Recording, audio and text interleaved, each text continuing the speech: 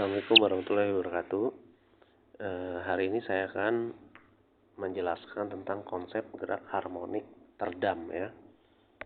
Gerak harmonik ya, terdam. Nah, untuk memahami gerak harmonik terdam ini ya, mari kita coba membuat ilustrasi ya. Caranya adalah kurang lebih ilustrasinya demikian. Ada pegas ya yang dihubungkan dengan suatu benda ya. Lalu pegas ini kita tarik ya. Tarik dengan gaya tertentu ya. Katakanlah dia punya massa M ya. Dia punya massa M. Sebentar. Dia punya massa M. Nah, dan gaya itu menimbulkan percepatan x dot 2 kali, kurang lebih kayak gini ya. Dan si pegasnya itu dia memiliki konstanta pegas yaitu S. Nah, apabila kita lihat ya dalam sistem ini, di sini benda dengan permukaan lantai ada gesekan.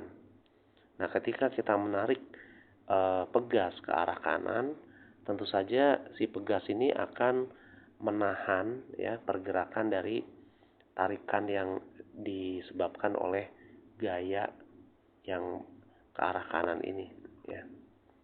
Nah, sehingga ketika pada suatu titik tertentu dia akan akibat adanya pegas ini tentunya akan terjadi osilasi. Nah, osilasinya di sini ada yang menahan selain pegas. Apa itu? Permukaan lantai ya, yang tadi saya katakan ada gesekan antara benda dengan si lantainya itu tadi. Besarnya tentu saja adalah sebesar F ya. F ges ya, biasanya F gesekan gitu ya. Namun di dalam konteks gerak harmonik ini kita beri nama ini ada min R kali X dot gitu ya. Nah, ini adalah yang disebut dengan gaya penahan begitu ya. Gaya penahan akibat dari munculnya gesekan antara benda dengan si permukaan lantai. Nah, sehingga dari konsep hukum Newton kedua kita bisa nyatakan di sini besar dari atau ilustrasi dari persamaannya atau representasi dari persamaan geraknya gitu ya. Ini bisa dinyatakan dengan M X dot 2 kali sama dengan ya tadi gaya pegas ya, ini juga menghambat gitu ya karena menahan dari pergerakan pegas yang kita tarik ke arah kanan ini ya. Nah, makanya di sini ada S sama X ya. S sama X ini negatif gitu ya. Nah, besarnya tentu saja gaya ini akan sama dengan penjumlahan gaya pegas dengan gaya geseknya, yaitu min Sx ditambah min R X dot 1 kali ya. Nah, di sini R tadi saya katakan ini adalah konstanta proporsionalitas karena dia bekerja ya, konstanta ini sebagai penghubung antara proporsionalitas ya, untuk memberikan nilai proporsionalitas antara gaya dengan kecepatan dari gerak benda gitu ya. Nah, R ini tentu saja sebagai konstanta proporsionalitas yang menghubungkan antara gaya dengan kecepatan atau kelajuan, maka nilai R itu adalah F per kelajuan atau konstanta ya. Nah, ini dimensinya ya. Ya. Oke, sampai sini mudah-mudahan jelas ya bahwa nilai gesekan yang terjadi ini menghambat dari laju bendanya begitu ya. Nah, persamaan ini kita bisa kumpulkan semua ke ruas kiri agar nilai negatifnya itu bernilai positif semua dan seluruh variabel X itu berkumpul di dalam satu ruas ya. Maka saya tuliskan ulang mx dot 2 kali ditambah rx dot ditambah sx sama dengan 0. Nah, sekarang kita memperoleh persamaan gerak yang baru ya, yang mengikut sertakan adanya fenomena redaman ya, yang berasal dari baik dari pegas maupun dari efek gesekan antara benda dengan permukaan lantai. Nah, di sini juga kita bisa melihat adanya 3 konstanta, yaitu M, R, dan S ya. Jadi M, R, dan S ini merupakan konstanta ya. Ini adalah konstanta. Nah, sekarang problemnya adalah kita ingin melakukan analisis bagaimana karakteristik dari simpangan suatu pegas ya yang memiliki gerak harmonik tadi, namun dia mengalami redaman. Jadi kita yang akan dilakukan adalah bagaimana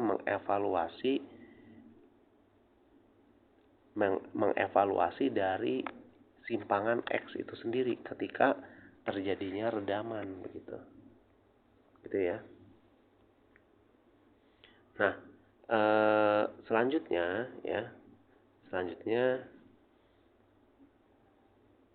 kita sekarang tuliskan ulang dulu ya bahwa kita memiliki persamaan gerak baru dengan mengikut sertakan faktor redaman ya. Ya, seperti ini ya. Nah, tadi saya katakan persamaan ini memiliki 3 konstanta, M, R, dan S. Ya, ini ketiganya adalah konstanta. Oke. Konstanta artinya koefisien ini merupakan konstanta. Nah, sekarang ya, supaya kita bisa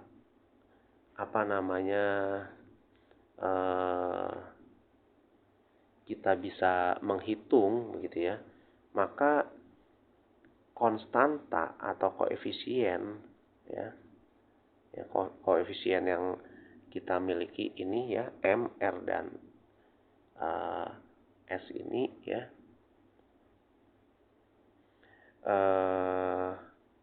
ini kan koefisien ya, berarti nilainya kan konstan ya. Lalu kita lihat X-nya, X. Ini adalah simpangan, ini adalah kecepatan, ini adalah percepatan. Semuanya berasal dari fungsi yang sama, yaitu bentuk simpangan. Nah, saya ulangi ya. Tadi supaya kita bisa menghitung ya, menghitungnya, maka nilai X ini itu harus memiliki bentuk X sama dengan C eksponensial alfa kali T. Kurang lebih demikian ya. Nah, di sini ya, komponen dari eksponensial ini tentu saja adalah bagian yang tidak memiliki dimensi.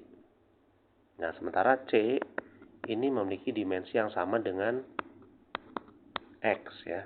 Dimensinya sama.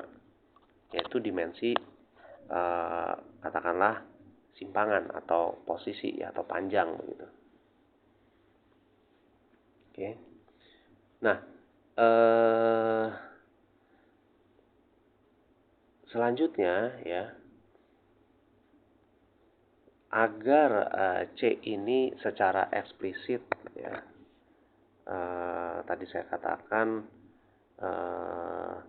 secara eksplisit merupakan suatu konstanta yang memiliki dimensi panjang begitu ya, maka kita perlu mengekspresikan C itu dalam bentuk persamaan C sama dengan A ditambah B kali T ini ya.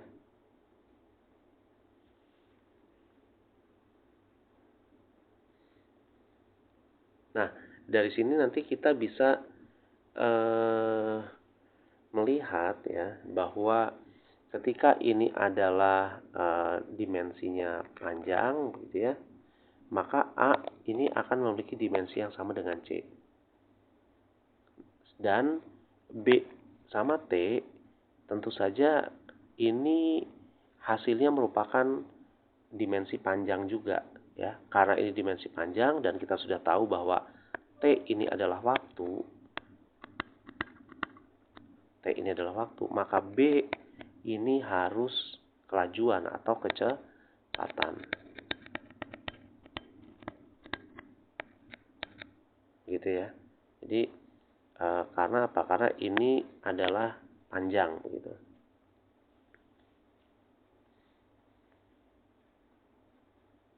Nah, sekarang apabila kita mengasumsikan nilai C-nya itu merupakan nilai yang konstan begitu ya.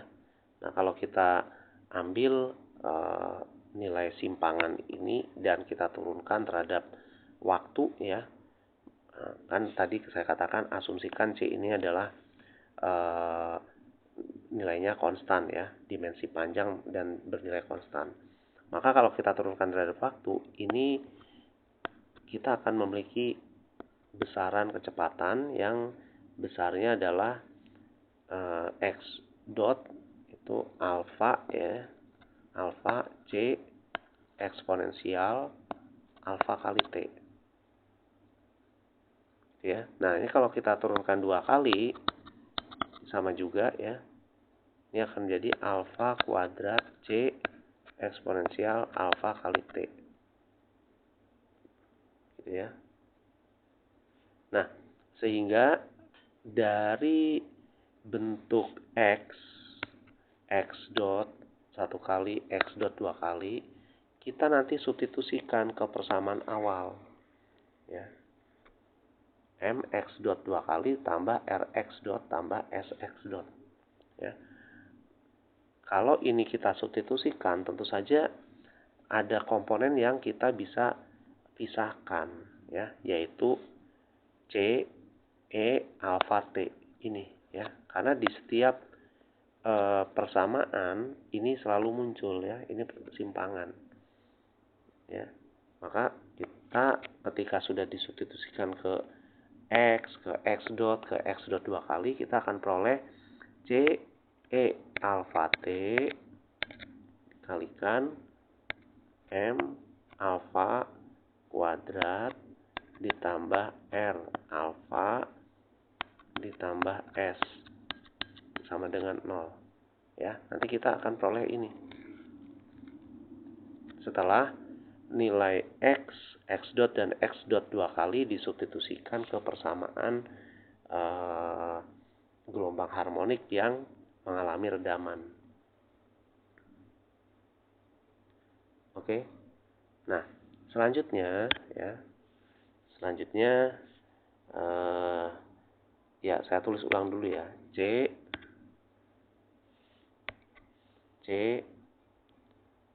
E alfa T M alfa kuadrat ditambah R alfa ditambah S sama dengan 0. Nah,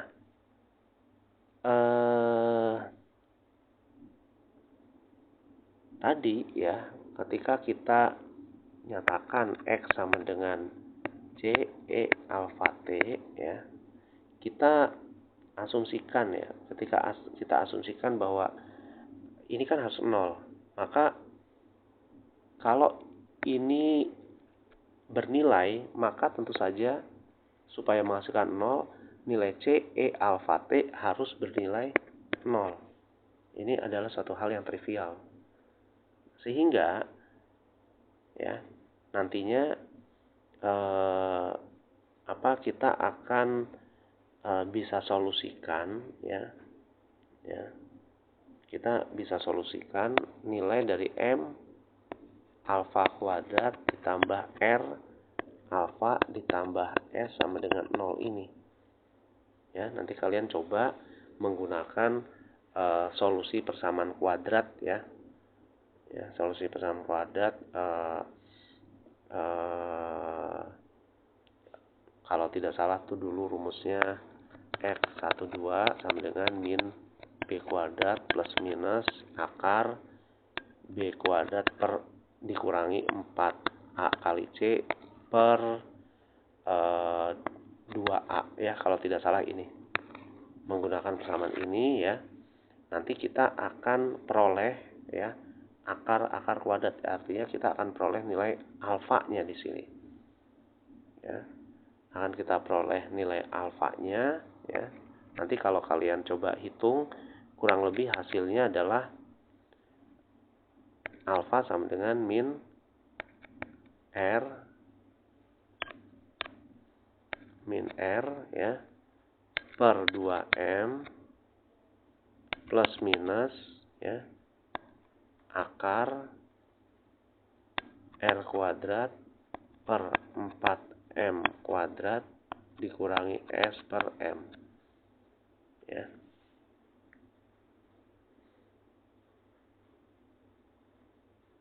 Nah, ini adalah setelah kita masukkan ke persamaan ini ya. Artinya kita mencari nilai alfa itu sendiri sebagai akar kuadrat dari persamaan ini.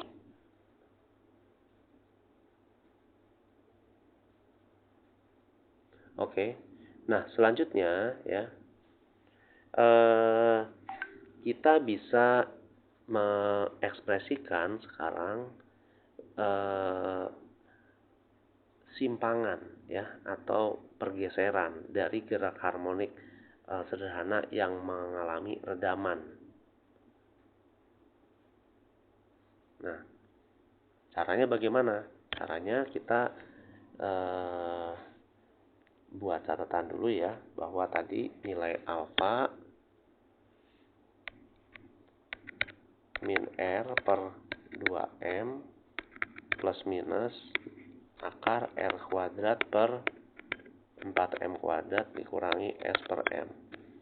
Nah, kita buat catatan dulu bahwa R per 2M ya dan S per M ya. S per M-nya ini akar berarti ya. Akar R per 2M-nya itu adalah ini ya. Kan akarnya kan adalah R per 2M. Nah, kalau S per M kan tidak bisa diakarkan ya. Nah, selanjutnya di sini ya. Ini termasuk alfa begitu ya. Ini semua memiliki dimensi seper waktu atau dimensinya adalah T pangkat min 1 ya. Oke.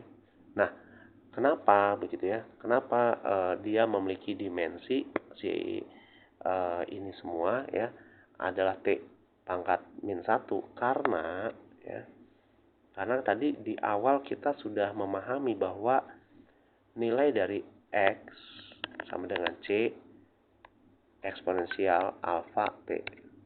Ketika kita melihat alfa kali T, tentu saja si alfa ini harus memiliki dimensi 1 per T. Oke, sampai sini paham ya? Ya. Oke, selanjutnya kita bisa mengekspresikan sekarang ya. Terdapat dua ekspresi ya. Ya, terdapat dua ekspresi yang merepresentasikan nilai akar kuadrat dari bentuk M alfa kuadrat tambah R alfa tambah S, yaitu hasilnya ini. Ada 2, kenapa? Karena plus minus. Sehingga apa? Sehingga kita akan memiliki 2 kondisi simpangan, yaitu X1 dan X2. X1 ini untuk yang positif ya, alfanya ya positif. Ya, kita akan tuliskan ini C1 eksponensial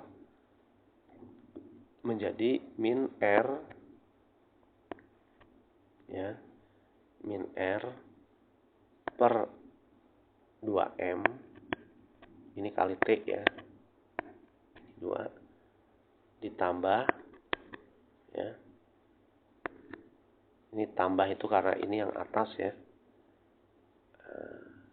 tambah R kuadrat per 4M kuadrat dikurangi S per M. Ini tentu saja adalah dalam bentuk akar ya, setengah di sini dikalikan T. Nah, selanjutnya X2 ini adalah C2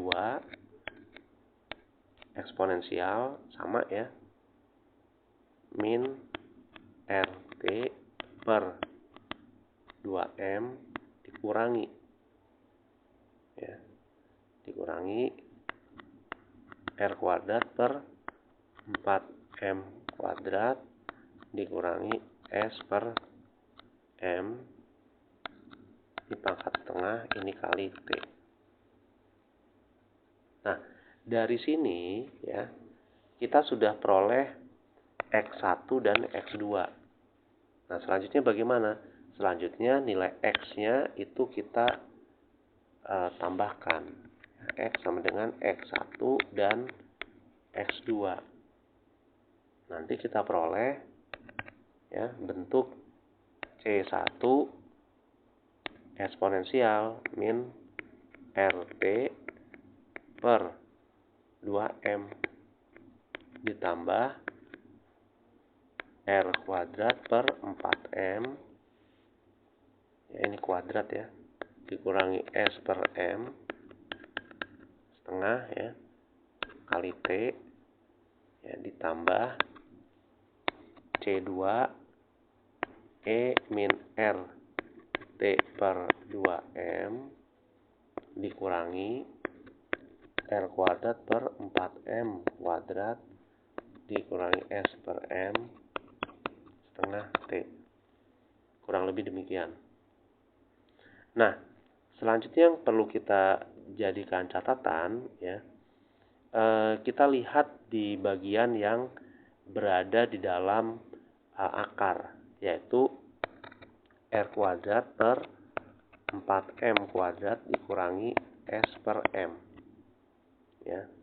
Nah, di sini ya nilai R kuadrat per 4M kuadrat tambah S per M itu bisa bernilai positif ya.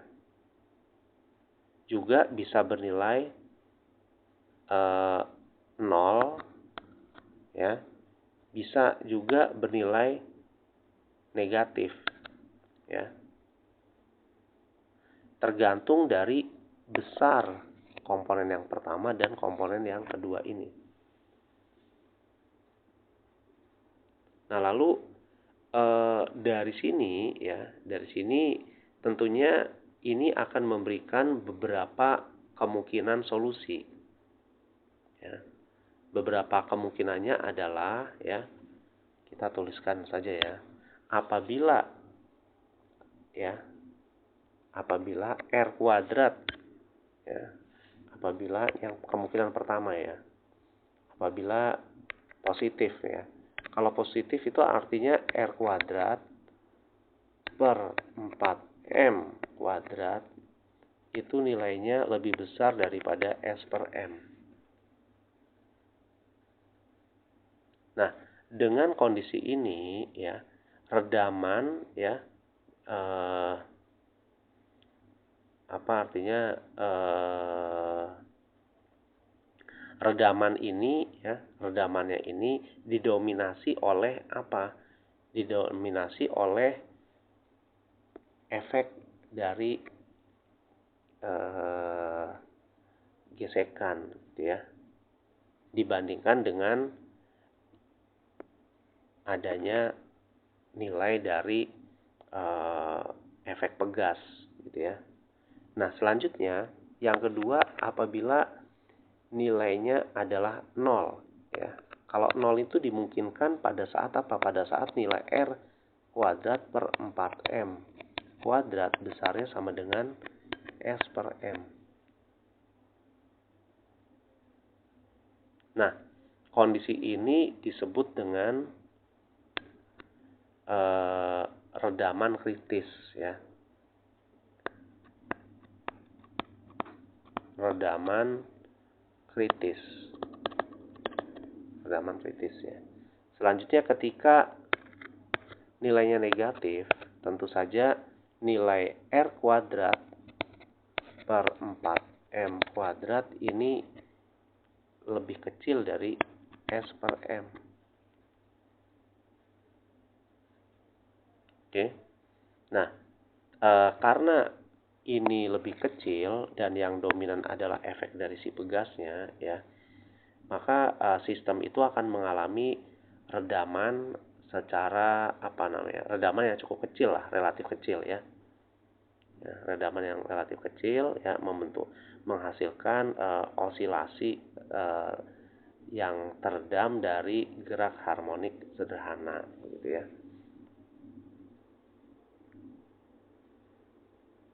Oke. Jadi dalam konteks ini hanya menimbulkan redaman yang relatif kecil gitu ya, yang relatif kecil. Oke, mungkin itu kuliah siang hari ini ya dari saya. Nanti selanjutnya akan saya beri penugasan ya tentang konsep bagaimana redaman itu ya memiliki efek yang cukup besar, artinya fenomena redaman yang besar itu dipenuhi ketika apa begitu ya, itu akan saya jadikan tugas ya pada kalian. Itu saja dari saya tutup dengan wabillahi taufik walhidayah. Wassalamualaikum warahmatullahi wabarakatuh.